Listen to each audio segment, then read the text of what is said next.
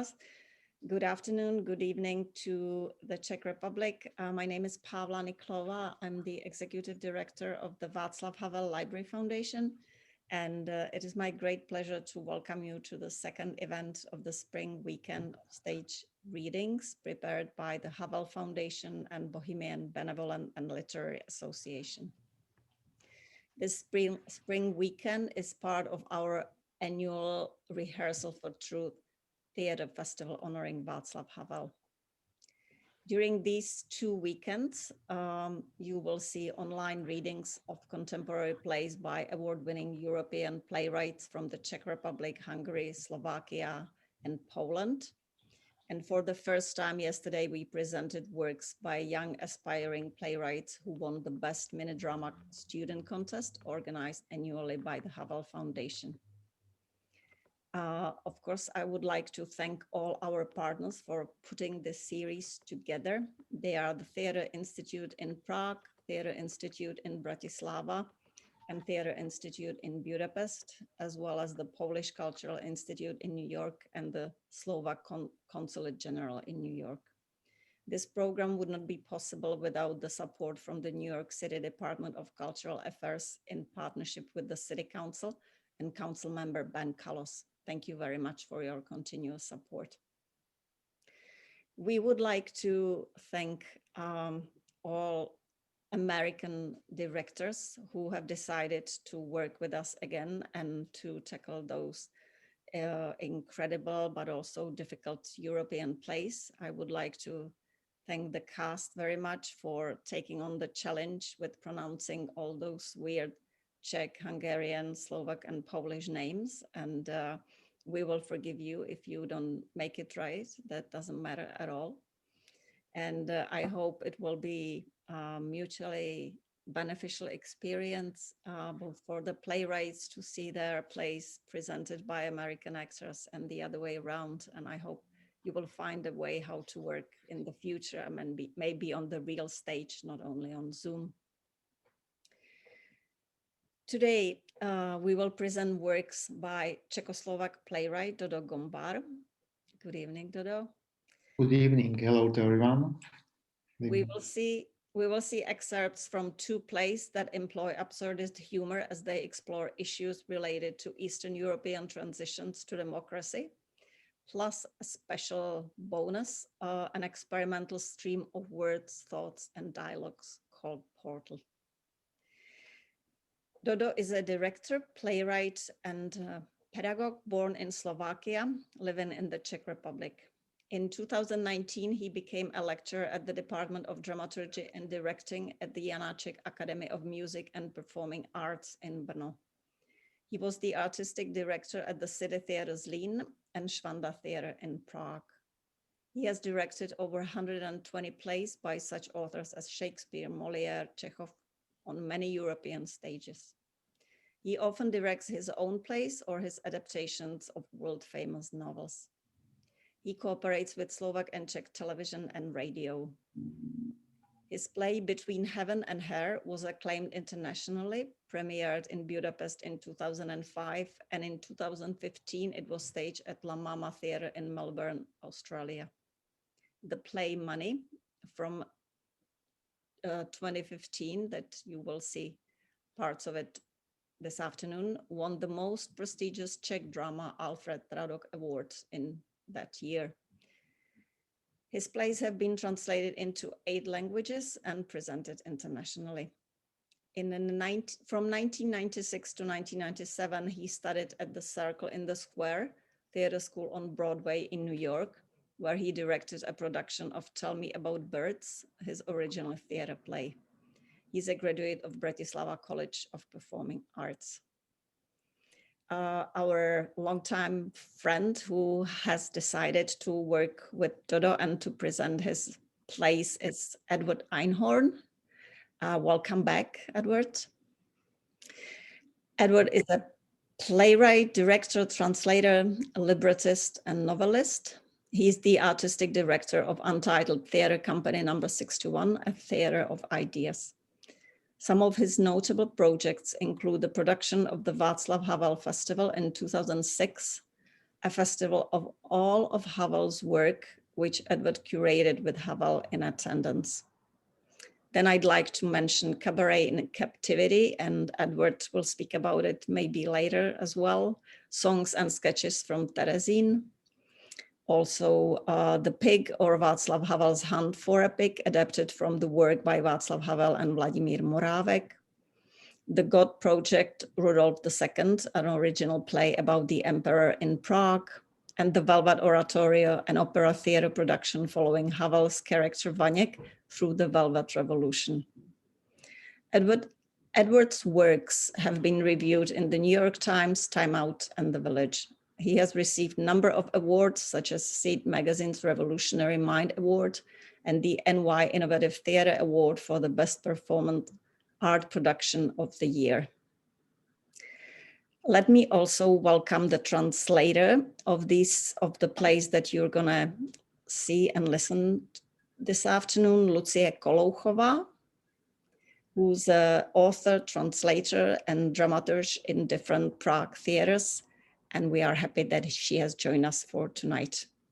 Before I pass the Zoom to Edward and to you, to our wonderful cast, I would like to encourage the audience to send us your questions. You can do that through a little button at the bottom of your screen. And we will be here, the director, the playwright, the translator, and the cast to answer your questions after the program. Thank you very much for joining us, and enjoy. Thank you so much, Pavla. So the way we're going to run the panel today is we're going to hear an excerpt from one of the plays, and then Dodo and Lucia and I are going to chat about it a little bit, and then we'll hear another excerpt and so on. And then at the end, we'll take questions. So joined by Max Wolkowitz, Nathaniel Meek, Craig Anderson, Elizabeth Chappell, Richard Topp, and Rose Andre. And they will be performing the scenes for us. And we're going to start out with The Third Age. Dodo, what year was this first written and produced? I'm sorry? What year is The Third Age from? It is from 2002. It means it's almost 20 years old play. I guess I really remember my own work. So I'm very curious of your reading, your interpretation. Great. All right, so I think we're going to set up to do that scene, and then we're going to chat about it afterwards. So I will briefly say goodbye to everyone who is not in the scene. I think Dodo and Lucia, if you could also turn off. Okay.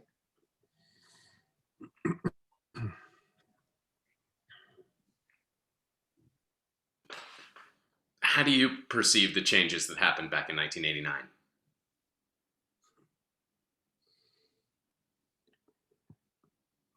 I knew you would ask something like that. I've been forming the answer in my mind for a long time. In fact, I do that quite often, as all my generation does. My generation. I like you actually said change instead of calling it something pathetic. Everything changed. Not just the political opinions and the coats we wore. It was just everything. So I remember having this big feeling of euphoria, like fresh air blowing from across the Austrian border. I remember that quite clearly. It felt as if we had found a bottle of Slivovitz under a heap of shit. I could barely manage to look around, take in all these new impulses and feelings, like an electric shock. I was 49 back in November of '89. That means half of my life was over already. You could imagine the shock for my generation when the Iron Curtain fell. We had to start from the very beginning. Yeah, it was definitely different for us. We were post-adolescence at that time. The burden that had been placed on us by the regime was gone all at once, literally out of the blue. It was just too fast. We were free. Some of our dreams and desires had come true, but we were unable to perceive them as reality. Back in 1989, my generation gained a lot, but at the same time, we lost so much as well. Lost? There were prolific and great authors, my peers, who had nothing to write about from then on. Directors who had no allegories to hide inside their productions. These geniuses suddenly seemed quite average. All the dissidents, those proud adversaries of the regime, started criticizing their emigrant friends like they had backed down, run away, and so on. And that was solely the silent effort, and that it was solely the silent effort of those who stayed that gradually made the revolution break out. But in fact, many of those who claimed they were brave enough to stay failed to run away simply because they didn't have the balls to do it. But that's a different story. So they put us on stage, telling us we can say what we want, that we no longer have to conceal anything, that we can express our opinion. And you know what happened? Just silence, echoing across the stage.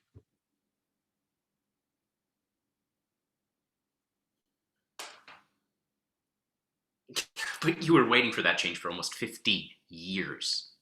Yeah, I was. But I did not expect that once you speak the truth directly, it's no longer that interesting. All those stories or tropes, as you say, which we had found exciting before, suddenly ceased to exist. Like when you get turned on by a woman, but once you strip her down, you get no hard on. We realized we had nothing to say. Once the seal had been removed from our mouths, we were no longer able to talk. I have lost so many friends who turned to worshiping the newborn golden calf. Suddenly we knew we were unable to speak about man, that ordinary, free man, about his real soul, about a free man. You know, a free man.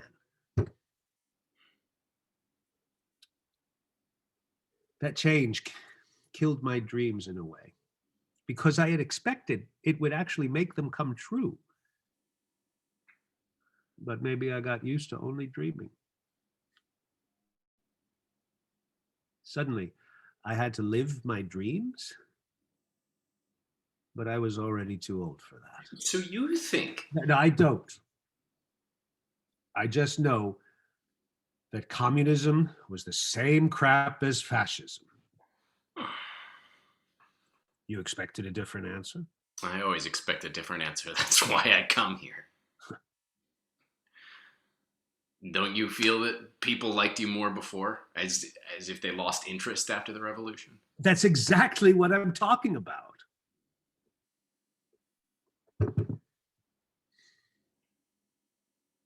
Have you ever been a part of the Communist Party?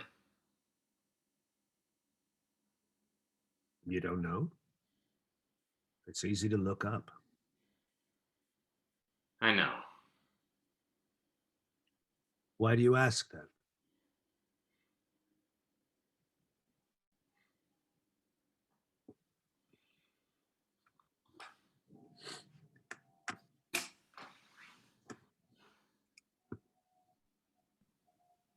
Great, thanks. So I'm going to ask Dodo and Lucia to drop in. Hi. Welcome. So as you mentioned, this is written about 20 years ago. We have an actor talking about the theater and the sort of the post Velvet Revolution days. And all that was relatively new at the time. How do you feel about that subject matter? How have your feelings evolved from that day till today? You know, it's really a long time ago, of course. But what I can remember very clear is that feeling of new spirit or new esprit in our lives. And when I wrote this play, or time around, I was almost 30. So it was like 10 years after Velvet Revolution. And maybe I just started to realize that something is finished. So it means like 10 years is over, and what now? And I felt really like strong voice of my own responsibility. So I was generation who grew up in communism. When was the revolution, I was 16. I studied in gymnasium, grammar school. So then I just decided where to go after that school. I decided for theater. I didn't know how to get it, and I used to say that I'm a child of 90s because such a huge wave of freedom. It's very hard to explain, but my parents, my older brothers, everyone couldn't have possibility to catch this feeling. So I was really very like very happy. Or but 10 years came over, and now we just decided with my friends, my schoolmates, generation around me. Okay, but we are adult. We are not the child anymore. Now it's up to us. So for me, it's very strong to think about it. Thank you very much for your reading. It was very powerful, and I could realize, or maybe it's my question to you or to your actors, if it's there something like in general what you are able to understand, or it's just local. This is what, for example, interests me. Mm-hmm. I, you know, it's harder for me to speak objectively because I've been very immersed in you know, the work of Václav Havel and you know, the Velvet Revolution question for a while. But it's always felt to me that there is a real relevance about talking about you know, the power of theater that's written at a time of difficulty and how you find that power, you know, at other times. And I think about you know, one of the first big things I did in theater was in 2001. I was doing a festival of plays about Ionesco, of Ionesco's plays. It was my first festival. And a lot of people asking me going into it, why am I doing this? Because absurdist theater seemed to many Americans in 2000 or early 2001 to not be relevant to American society. And we opened on September 6, 2001. And on obviously September 11th, it was a 3-month festival. September 11th, you know, that's when the attack happened. And suddenly it felt very, very relevant to everyone. And there was a whole different resonance to the theater that as we were going in, and people felt like, oh, of course, this is what people are talking about. And so I think that's, you know, how the theater resonates at different times and what makes it resonate and what makes it feel vital is always a question that I am asking myself. So that's where it particularly resonates for me. And I do think it was interesting during the Havel Festival, a lot of people, it resonated with them too. Yeah. Mhm.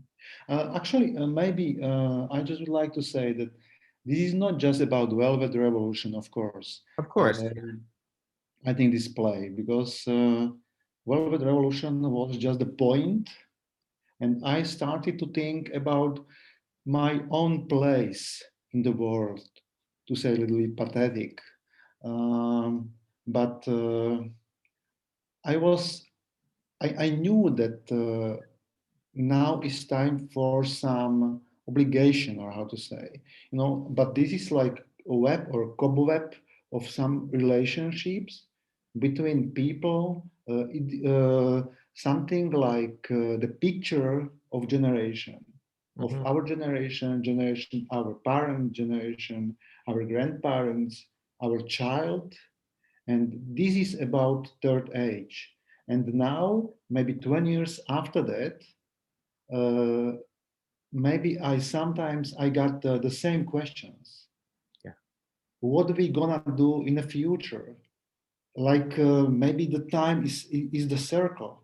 I feel that now in that weird situation, terrible situation around the world, we have to do some strong decision, but true decision, not just the speech, just a talking, or just small talk. No, we need like a strong gesture, and this is for me. This is hidden in third age Yeah. in this text. Yeah, that's very interesting. Lucia, how do you feel? Did you work on this piece? You didn't work on this piece, but did you have a similar feeling? Um, you know, having lived through those times, um, in terms of Yeah, yeah. I think I can agree with Toto because 20 years ago I saw this play in City Theater in Zlín, which Mhm. was very powerful production directed by Dodo, I guess. And I think now the play is relevant again because the situation, it is a circle. Yeah, the situation is relevant again. So I'm very surprised that the play is working again. So thank you. Sure. So I think maybe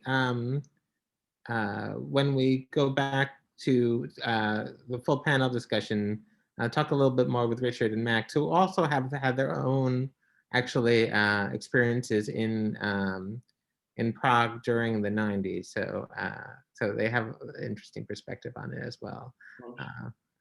So I'll maybe chat with him a little bit more about that soon.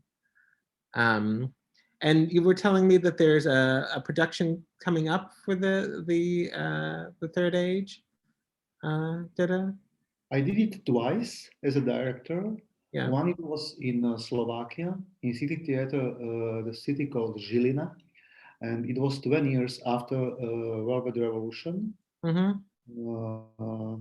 So it is like 2009, Okay. 12 years ago. And second time I did it in Zlín, Mm-hmm. city in Czech Republic, where I'm now. Mhm. In my present, I'm sitting in my Zlín kitchen.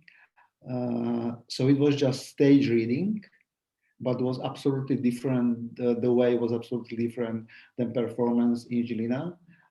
So it means I made my own play twice. But now, for example, it just like funny situation. They translated this play to Spanish, and will be some reading in Madrid. So I'm absolutely curious. I really didn't know that someone in Spain could have strong experience with such kind of play. It is very fresh. It happened like 3 months ago, and maybe next year should be some presentation. Terrific. All right, well, thank you. We'll come back to this a little bit later. I'm going to move to our next scene, and we'll hear from the play Portal. And this is the more abstract piece that that Dodo wrote. So this is one of the scenes from it.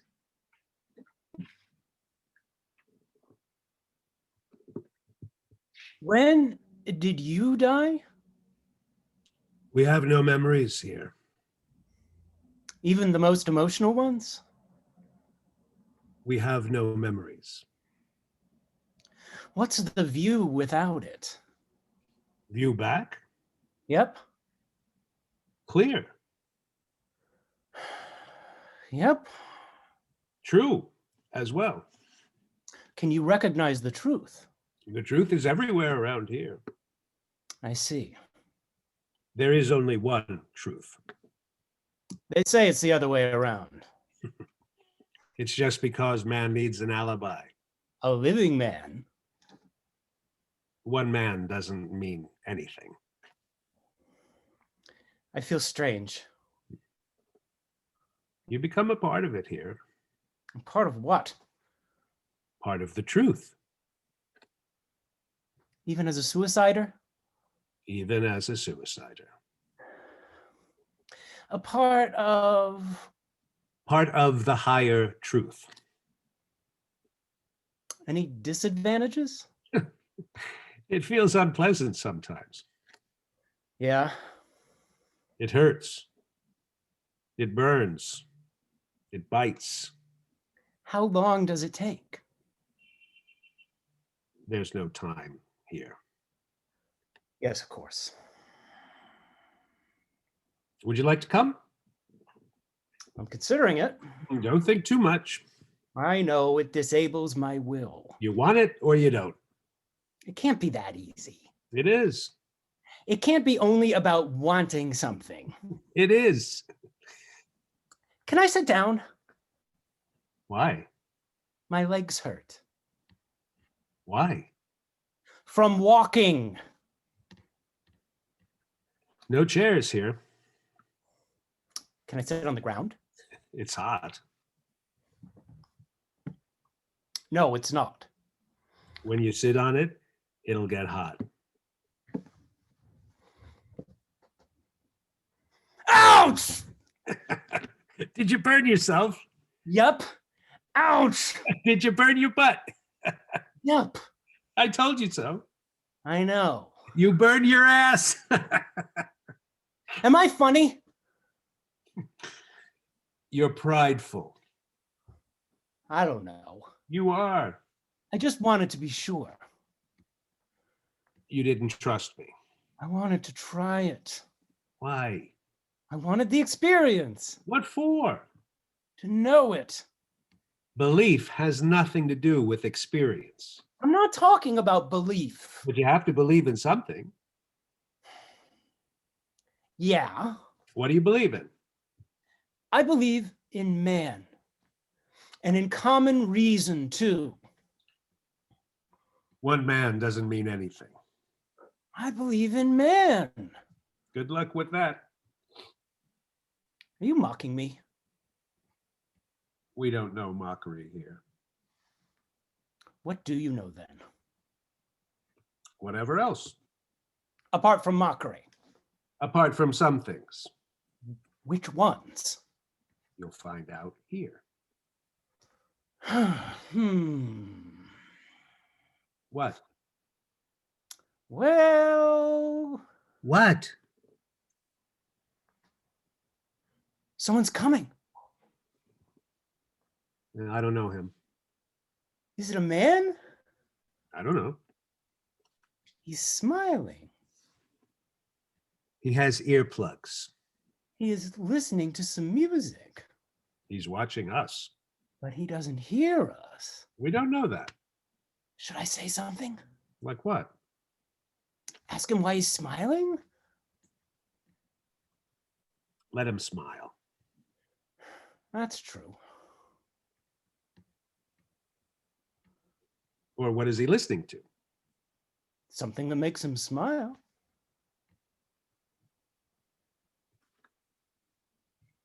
He's leaving. Stop him! Why me? I don't know him. More than me. Why? Supporting Webb. He's gone. Yeah. Well, what do you think?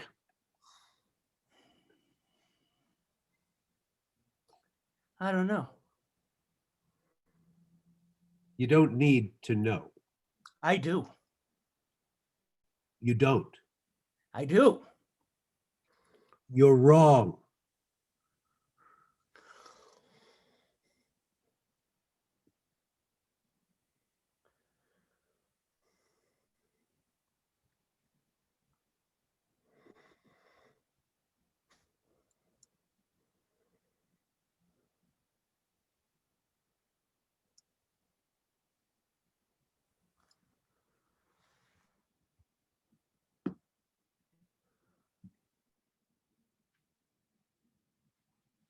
Great. And bring our panelists back.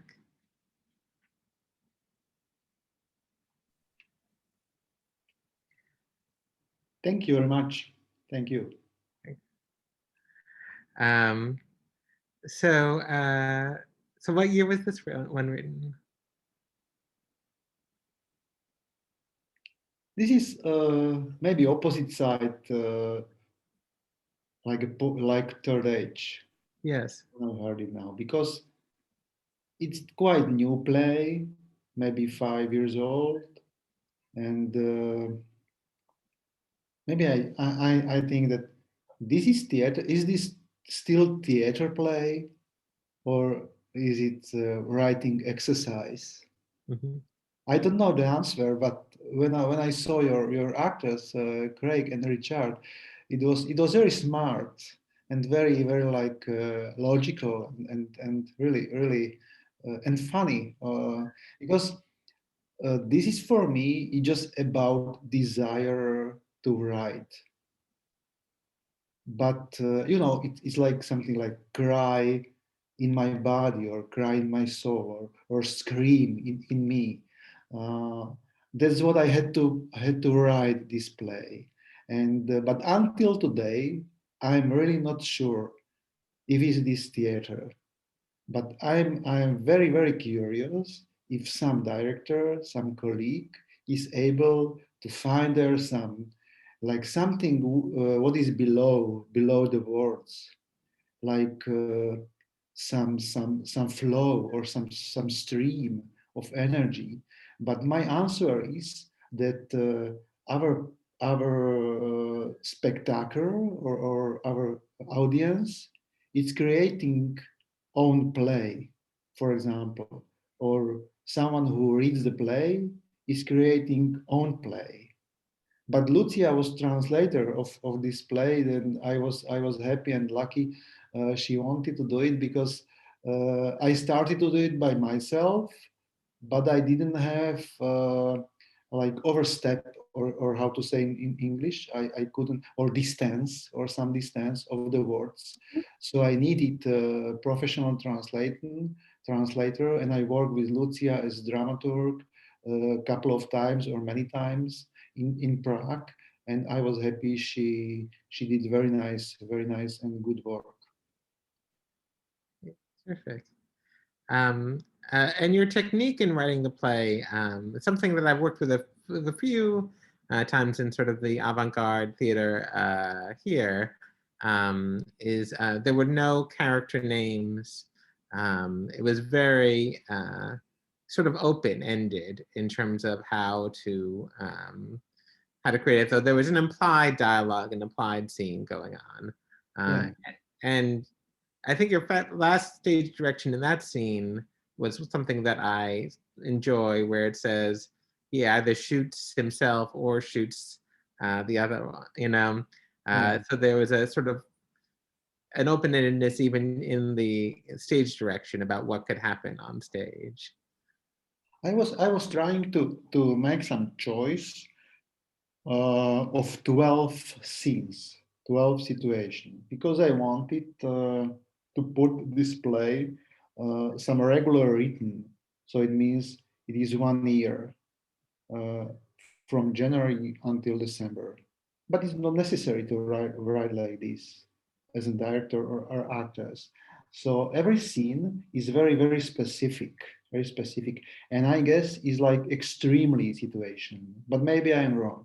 I just tried and wanted to hide into the text, inside to the words, something what is not usual, something what is really unique, like what is challenge when you read it, when you perform it, some way of like 1 or 2 steps above the ground. It's more maybe poetry.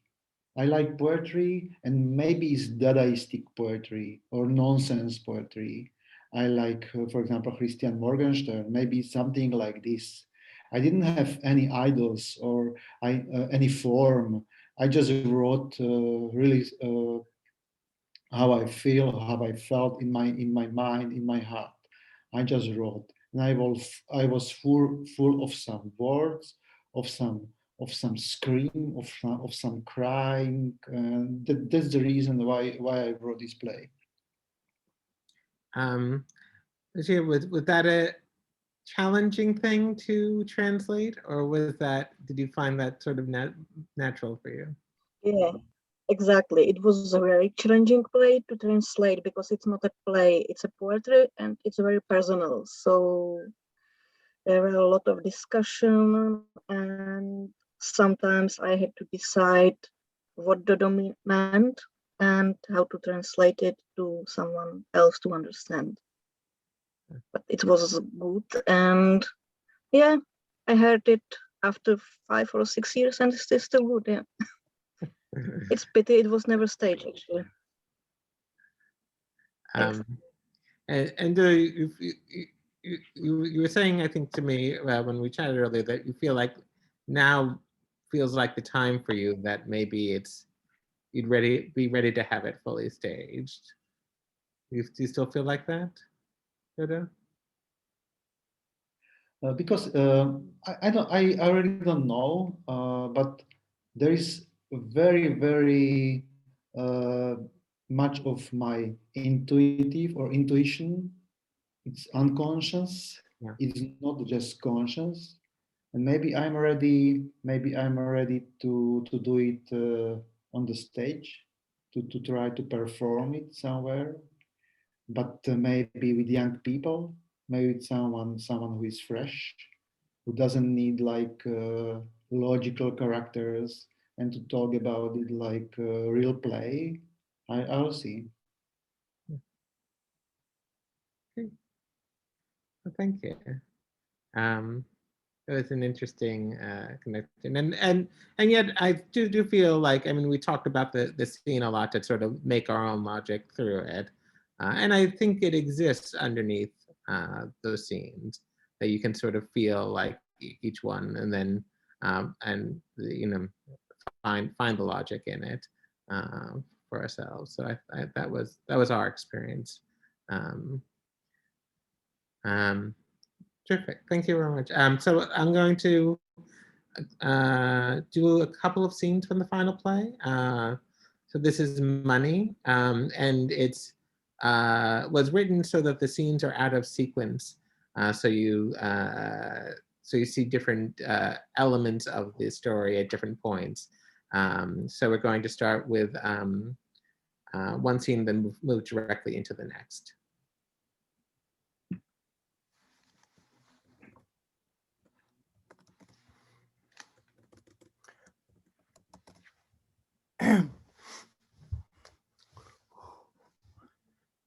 Will you marry me? Oh, I don't know how to do it properly. Beautiful. Well, 3 stones, so will you marry me?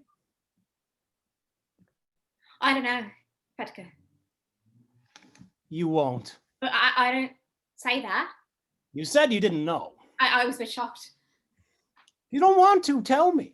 I didn't say that. It's just... What? It's not so easy. I'm not saying it easily. If you stand up, you'll be cold. Will you marry me? Yes. Yes? Yes. I've already booked a date and a place. I prepared it all. Have you? Yes. I see. Does that mean you are glad or you aren't? No, it only means that I am astonished. How did you manage to organize it? There's no time to lose. That's true. Yes. I will call my mum. It'd be great if she could come to the wedding. It'd be wonderful, but she won't come. She hates it here. She might overcome her hate because of you. Or maybe we should go to Australia for our wedding trip. I've booked a hotel in Venice already. A month after the ceremony, so we'll have time to arrange everything. Weddings. Yes. I'll be your wife. Yes. And I'm going to marry Peter. That's something. Oh, and we're going to Venice. Together. Isn't it happening too quickly? I don't think so. I am going to be bald and fat, so we need to be as quick as possible. That's true.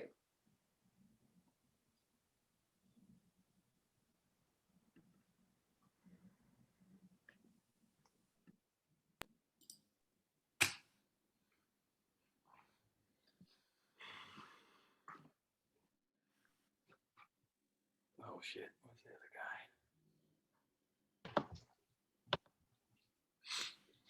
There he is.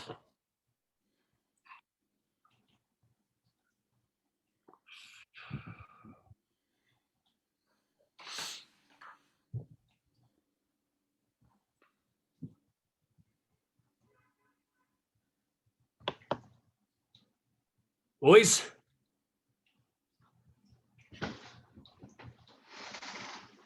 I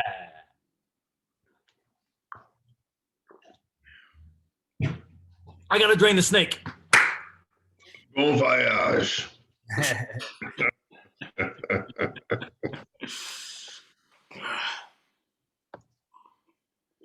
Sometimes I think about what a dumb fuck he is. How is it that you're friends with a guy like him? And how is it that I'm friends with the two of you? But I gotta say, when I need someone to get dirty, you two are the best. He's not smart. Fuck no. And he talks bullshit. You too. But if you two get along, I'm fine with it. It's not the same like it used to be. But still, here we are. Two of us, as always. Old times. How was it? Did you piss yourself? Yeah, I did.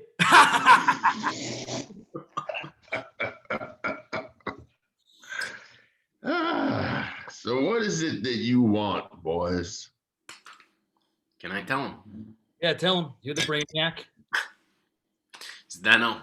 So, how to start? We have a plan, an idea, which can help us solve our problems, this situation of ours. So we can start a brand new life, pay our debts, leave this fucking shithole, end this phase of our life, and start a new one. I'd like to rob a bank. Yeah, a bank. What do you think? Will you come with us? Organize it, maybe. You're an influential man. You have a car dealership. You know certain people, see? You're a friend of ours. You know how to handle things. You can earn respect. You have contacts. Maybe we share a little, right?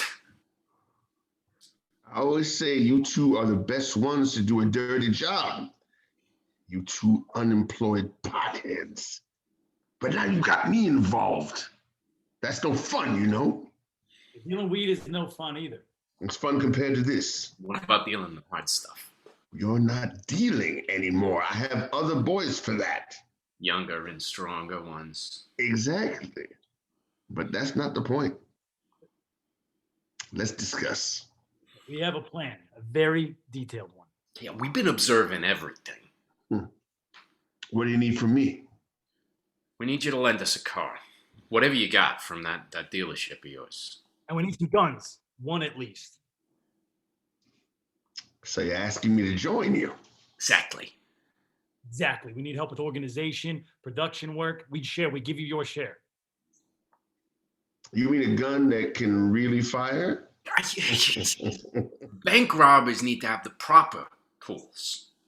Of course, it's better not to use it, but in case of danger, it's always good to have a fully functional gun, you see.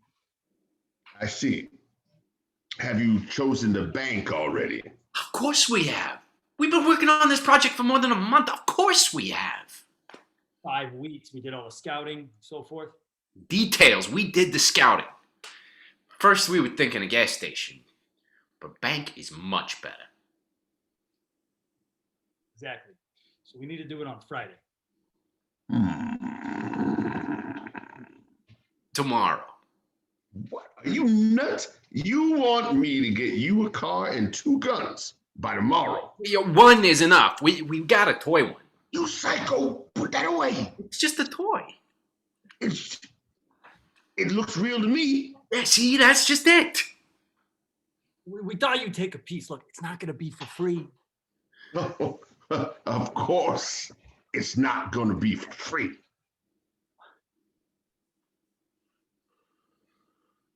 Can't you wait till next Friday? No, we can't. Yoitzo has his sailing lessons. I'm getting a sailing license. Well, kind of. The first class is on Friday. I'm going to get a ship. I mean, when we have money. And then we sail away on that ship. Sail the sea to New Zealand. Not necessarily forever. We might come back. Well, and that's another question. Do you know anything about a free parking lot for the ship? Not now, but in like a year or so?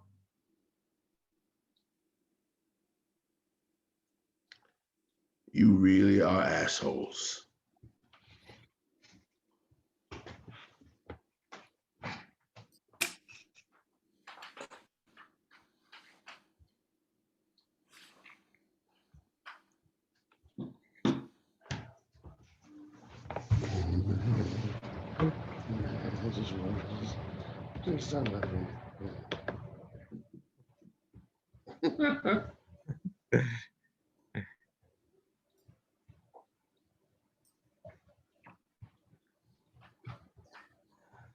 Okay, so it's interesting watching it right now because all 3 of them have their own specific styles, and so I'm curious. They all seem to have a little bit of that absurdist tone to them. Are you exploring related questions, do you think, or do you think you're exploring very different subject matter in this? This is my, I have to say, this is my favorite play. Yeah. After a couple of years, I even found my old notes when we were speaking together 3 or 4 days ago. Yeah.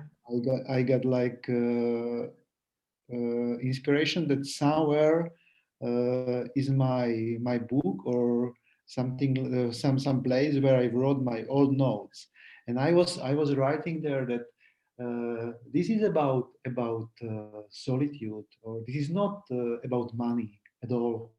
This play called Money, but this is not about money. It's like apocalyptic vision of our world that I wrote like 6 years ago, and I was asking myself, oh, what I wrote here, this is true, or it's going to change, or but the topic of this play, I think, is like society of outsiders, and to be honest, they are my heroes all the time. 25 years, I love outsiders much more than Hamlet or than big characters of world drama. Always, I love the people who are at the side or who are not under the light. I don't know why, but I guess or think there is the life, there is the real life, and much more inspiration for me. And the money display is full of people like this. Everyone had to do some decision, is not able to do this decision. Everyone is dreaming about something, but everyone is very lonely. This is very important to say. No one is in a relationship with someone else. Everyone is very, very alone. And I just realized when I wrote my notes, this was like first kick, or how to say, why I started to write this play. Mhm. Yeah. Thank you for your excerpt, because I think there is something very, very like we can understand around the world. What is it about? Because we are people of loneliness, everyone. The 21st century, I guess, uh, is century of looking for deep and real relationship, and we can understand what does it mean that we are lonely. And your actors, this is important to say. I wrote this play in dialect. Lucia had hard work, because this is not like real speech or real language. This is like sign language, or something like what is between official language and not official language. I just created my own language, my own speech. So it was hard. It was hard to translate, I guess. Yeah. Was that complicated for you, Lucia, to bring that to life? I have to say it's my favorite play by Dodo, because I really like the way it's written. I like the way the small life scenes are heading towards some big tragedy in the end. Some they are heading to the point of no return with very small stories, small people. That's what I like, yeah. But it's not easy to translate, I have to say. Because after all, I'm Czech and Dodo is Slovak, so sometimes there are small differences. You can't understand as foreigners, but they are. So it was translating from Slovak to Czech and then to English. So Sure. And then, so we sort of found our own accents and all, played around with a little slang and such. And so I was talking about, where we were placing it, but I was also sort of curious, say with those, that last scene that we saw, the three would-be bank robbers, like where in Czech or Slovak society do you see them? In my city where I grew up, I can see them in Prague, in Bratislava, in small city, in big city, in New York. Around me are many of losers, of course. Many of people who we are not able to understand because they are far away, and like they are other part of society, and we think they smell, for example, or something like this. But this is not true. This is just we are too proud. We are too proud to make connection with people like this. And I'm sure that there is between such of people, between this society, is always some secret. And it's our obligation to try to find it, and to search, and just to keep going, And this is not about robbery to bank. Okay, maybe it was my child dream. When I was 12 or 13, I said with my friends, okay, we have to have a lot of money, but only way is to rob the bank. Is no way to do the theater or to write theater plays. is not the way.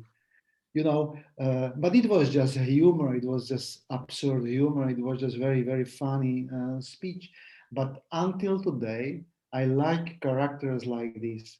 They don't lose the dream all the time. When they drink last beer, they are dreaming about rob to bank tomorrow, but they are not able to wake up because they are drunk in the morning. So they have to wait until other day, and they spend like life like this. Maybe there is some distance between couples. What say Lucia? It's about couples, about people who didn't be together, but they need some circumstances to get together. And this is the bank. This is the place where is a lot of money. This is Wall Street. This is, for example, Wall Street as a big power of the world. And someone or everyone maybe dreams to be in the Wall Street tomorrow and to have these thousands and thousands of dollars or money. So I'm going to bring back our actors, and we're going to chat also with a little bit with the audience. I'll ask them questions from the audience. So if you, the audience members want to write down anything in the Q&A, we'll get that, get to those in a few minutes. But before we do so, maybe you were curious with the third age, how it resonated for the actors and that sort of change, and certainly whether those themes resonated with them. So I'll ask Max and Richard to answer that. Richard, why don't you? Okay. Go ahead. Yeah, well, very much so for me, because like Edward, I'd spent quite a bit of time in the 90s in Prague. I was running a theater company there in English, and we worked with Divadlo Seletna, with Jakub Spalek and his gang. We had some nights in his theater. So I saw a lot of that. We started in the early, probably 92, and went through about 97. And I understood what you were saying a lot. When I first got there, I went there because I was from a clowning background, and I wanted to, I had studied the work of Polivka, of Stibor Turba, and guys like that, and Hibner, Boris Hibner. And I knew they were at a loss sometimes. I spoke to Polivka about that, and Hibner about that, because they were mimes, you know. I think Czech clowns and mimes, they were sort of, you know, interchangeable. But they would write plays that were not, I think, that never attracted the authorities because they had no words, and the authorities didn't know what to do with it if they weren't saying anything. So by their actions and by their gestures, they were able to say really, really subversive things, you know, really, really pass out very subversive ideas. And so when things changed, they had nothing to do. I was working with Hibner for a while at Studio Gag in Prague. And, you know, he just went to, after that, I think he did regular sort of Charlie Chaplin things that were very good. You know, he's a very talented person, but that political aspect was not there anymore. And I think they really were at a loss really of what to do. I think the same thing here. I mean, is if we're talking about if it translates to something else in a different way, and I don't want to raise hairs on anybody, but you know, when Trump left, there was a big difference in the way people felt and the way people did things and the way people said things. And I think a lot of us were fighting for a very long time, and then we didn't have anything to fight anymore. We had to change our minds about that. Same thing when Bush left, I think. You know, so there are, I think, parallels it's always easy to fight an enemy, but then when you don't have that enemy, what do you do? And you know, who are you without that? And I think that's a question for everybody. Yeah, Max? Yeah, and I think another thing, something that resonated for me, in addition to the political, which is like you said, it's so cyclical, and it's this circle that comes back and back and back. But for me, it's also that speaks to the generational shift of the, you know, the changing of the guard. The, you know, there's a generation that did it one way and changed things, and then there's this younger generation that was looking up to them, and then suddenly that shifts, and I think that for me, especially as an artist, always resonates, is how we are in relation to our predecessors, and our mentors, and that, and then how do we take on the responsibility of sort of adulthood and ownership of the craft. So that was just something about it that really resonated for me. I would also say, just quickly, I do think one thing that you said, Dodo, that resonated for me too, is that we might have lost Trump, but we have COVID, so we could you know, be impressed by that right now for now. But there is a question, because theater has all been shut down, and we're just coming back. Is what is it going to be when it comes back? And will it be the same thing, and should it be the same thing? And I think that's been a big question on a lot of different levels that we've been asking ourselves. What were you going to say, Dodo? Just thank you for remind me this time, because it's very important to stay on the floor. As Richard was speaking about Bolek Polivka, we wrote together one play like 10 years ago, and we worked together twice, maybe, if I'm not wrong. And as I heard your part of the play, your monologues, I just realized how hard was forgiveness. You know, how really hard was to see the truth, because we were young, we were strong, and we were young dogs. But our parents, our grandparents, we were not able to understand reality. It was just the shadow of reality, or echo of reality, and it was very, very hard to forgive. I was young man to forgive to someone, but people around, for example. And I tried in third age. I realize it now. Thank you for that. That I was trying to switch perspective.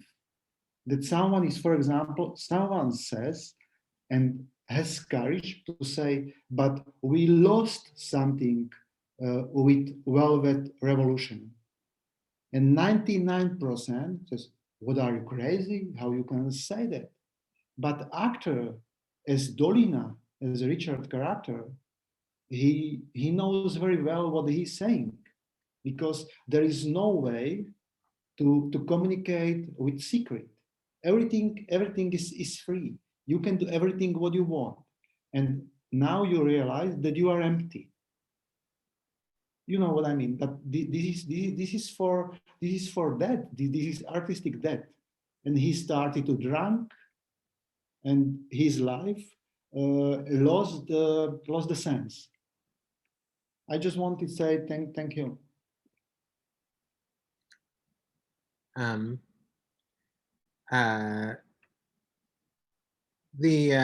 of the audience members asked if you knew Zdeněk Urbaniak, and sort of relating it to his own feelings about things after the revolution. Do you, is there any connection to that sort of? I'm not familiar, unfortunately. Great. Can I ask you a question someone asked about Portal? What would you, how would you envision the set for Portal?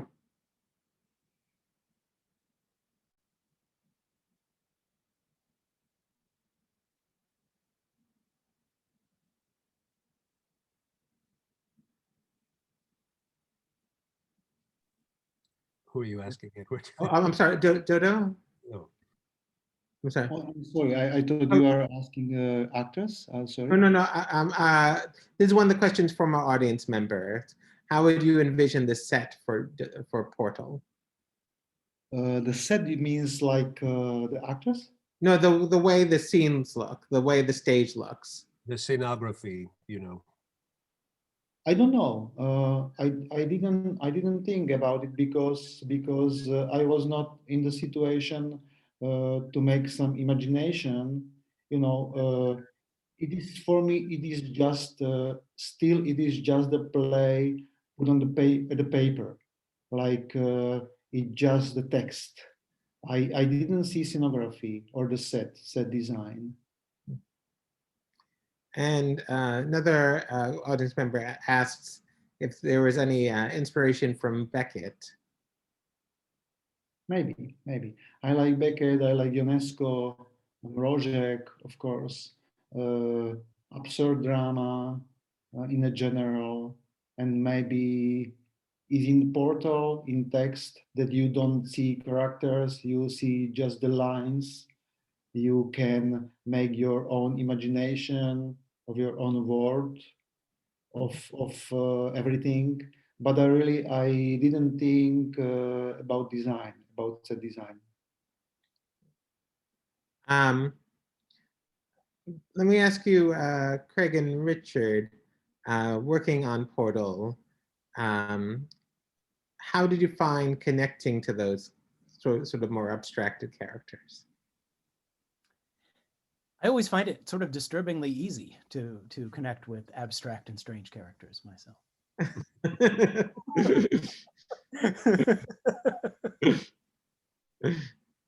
They do it well.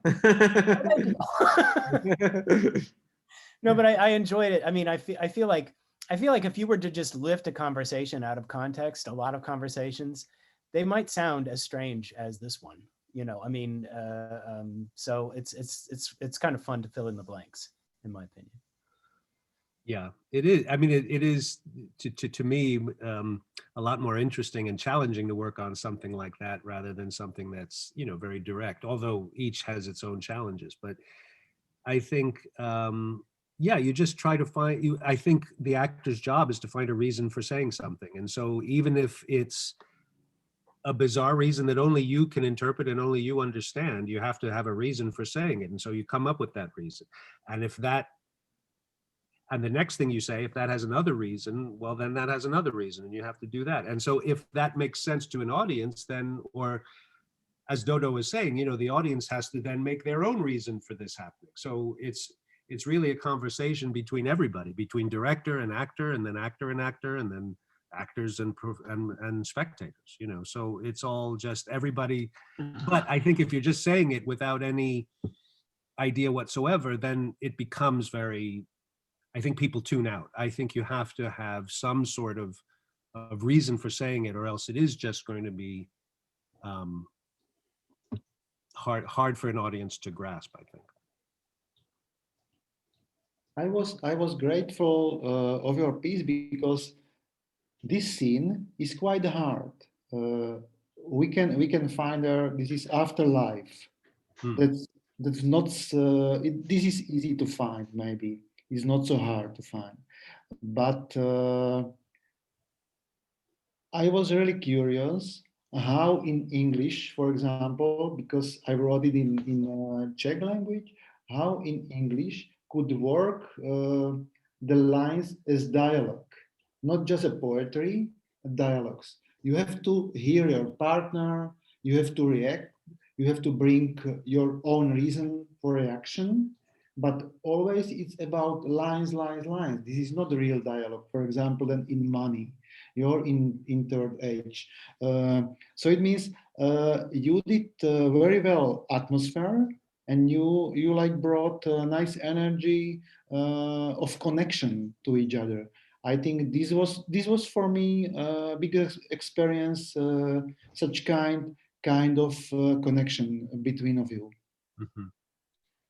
At first, when we were rehearsing it, I had mentioned that I thought it sounded like Beckett to me too. But then, when we were starting to perform it, it reminded me more of something like Alice in Wonderland. You know, where it was absurd, but had a sense of play about it, had a sense of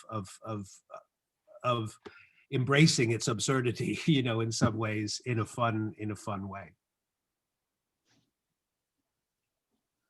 Yeah, I enjoyed the first time we went through it, and Edward said, "Do you have any questions?" It's like, well, yes. Yes, we do.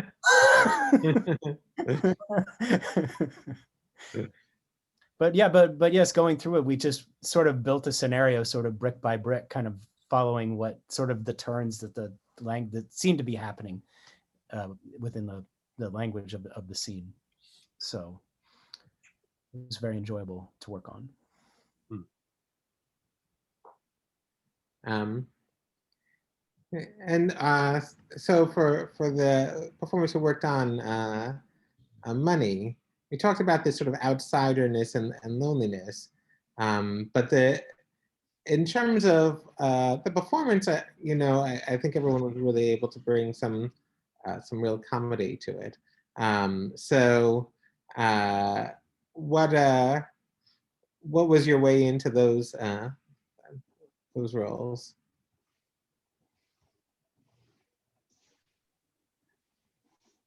Were you relating it to any you know types of people that you've known or seen, or is it more coming from like a, you know, are you approaching it just as a comic role, or was the lonely? Well, Yeah. for me, I think all comedy comes from the truth, and there are no better plans than come out of a bar in the middle of the night. Those are always the best laid schemes ever, right? And I just the thing is after we rehearsed this, I was like wow, like these guys are really kind of pathetic, whatever. And I started thinking like, but the two guys can't be serious. Was this a prank? Did they get me out of bed, bring me to a bar, and then just be like, we want to get sailing lessons, and that was the joke? But then I'm starting to think like it's kind of richer if they really think this is gonna work. Like this is their real plan. Like this is really what they want to do. I love what Dodo was saying about how like it's like, yeah, like it's like we're gonna rob a bank tomorrow. Let's get drunk tonight. And you wake up, you're like, oh, I'm too hungover. I'm too hungover to go rob a bank today. Let's do it tomorrow. And I think that's the it's more it's definitely, they're not playing a prank. They really want to get away. Like, and that shows, I think, the hopelessness of their situation is that their only escape is something so crazy, you know, so fantasy like, you know. It's really beautiful. I really like that. Yeah, and for me, like I Go feel ahead. like these characters. Oh, sorry. No, go ahead, Is please. that for us? Yeah. Yeah, for me, it felt like these characters are accenized characters. Sort of, I looked at them as futurists, in a way, you know, but like term futurists. They're just like so optimistic about what happened tomorrow. Don't have any law, maybe, at least my character, but it's really optimistic, like he can make this right away. And you know, when I look around, there's people like that in the place in a way that won't go around.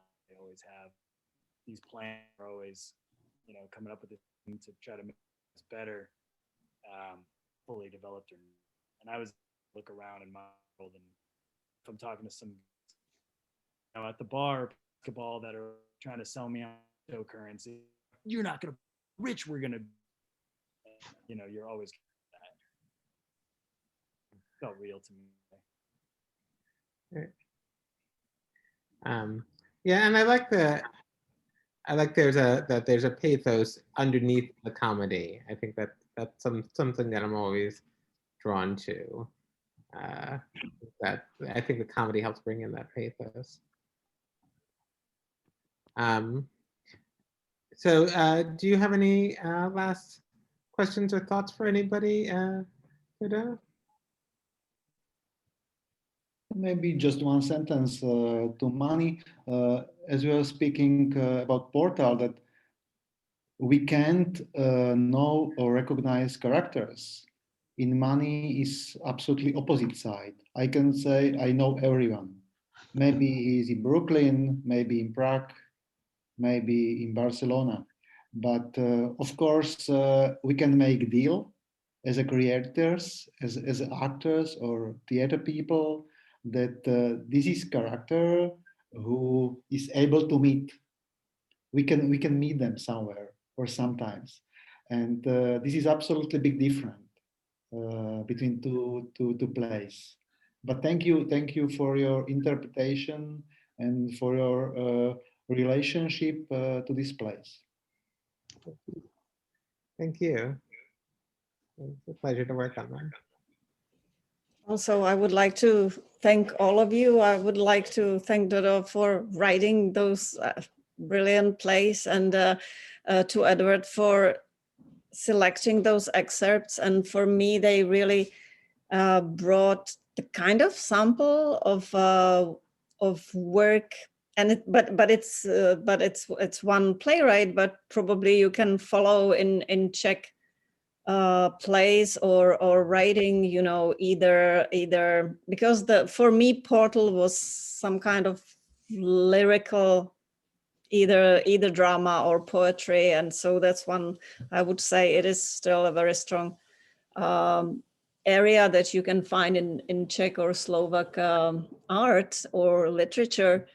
And then and the first one, the third age, is of course it's always so important to reflect on the big historical events like the Velvet Revolution was, or I believe people still go back because they couldn't for 40 years go back to the Second World War in their own way, to Holocaust, or so I think that's still very relevant. And in a way, the Czech and Slovak societies like behind in some reflections, because for 40 years it wasn't possible to reflect on things. So I think it will take us also longer to absorb all the changes that the Velvet Revolution brought to the society. And then for the last play, Money, I can't help mentioning, to me it also it reminds me of all those anti-heroes from American movies, Bonnie and Clyde, or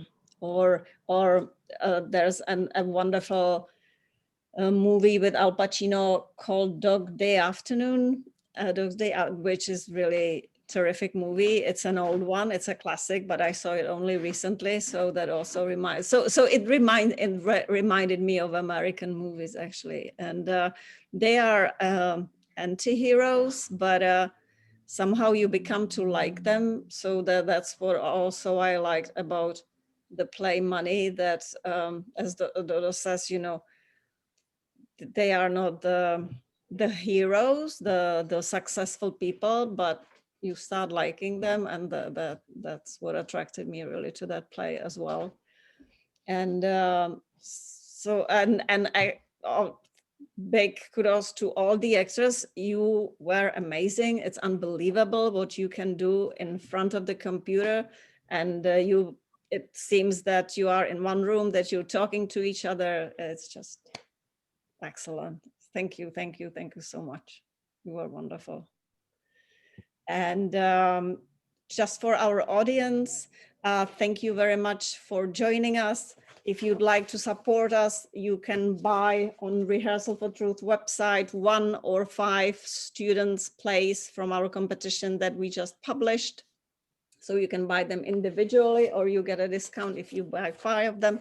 And in that way, you will support young aspiring playwrights and students. So thank you to all of you who are supporting us, who have joined us, and please come back tomorrow at the same time. We will be presenting the reading of a Slovak writer, William Klimáček, and it will be his play Hot Summer of '68 that will be dealing with another big historic event in Czechoslovak history, and that was the Soviet occupation of our country in 1968. And it's we will have 3 brilliant actresses. It's a wonderful play. This piece also is coming out as a novel in June. So we are excited about that. And we hope to see you back on stage very soon. Thank you very much to everyone. Thank you very much. Thank you. Thank you. Thank you.